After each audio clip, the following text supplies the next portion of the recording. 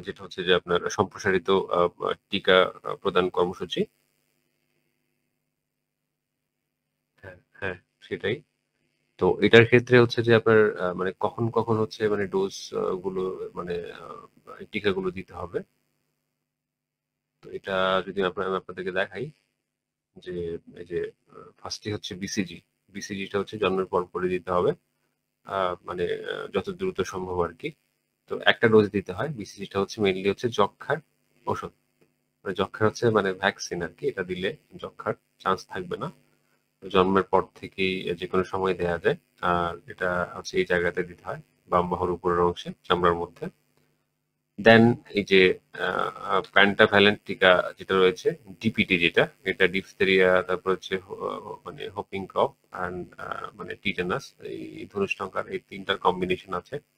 তো এটা হচ্ছে 0.5 ml করে হচ্ছে আপনার ৩ বার দিতে হবে। তবে ১ম এ হচ্ছে আপনার ৪ সপ্তাহ মানে ৪ সপ্তাহ পরেই দিতে হবে। ৪ সপ্তাহের আগে দেয়া যাবে না। আ বা ৬ সপ্তাহ থেকে শুরু করা যায়। ৬ সপ্তাহে ১ম ডোজ, দেন হচ্ছে আপনার ১০ সপ্তাহ হচ্ছে ২য় ডোজ। আর ১৪তম সপ্তাহে হচ্ছে আ আপনার ৩য় ডোজটা আরকি। তো এখানে এই ৩ টার কম্বিনেশন থাকছে এই ডিপিটিতে। দেন ৯ম মাসে হচ্ছে আপনার হাম, হামের যে টিকাটা সেটা ৯ মাস আগে দেয়া যায় না। ৯ থেকে ১৫ মাস এই সময়টাতে দিতে হয়।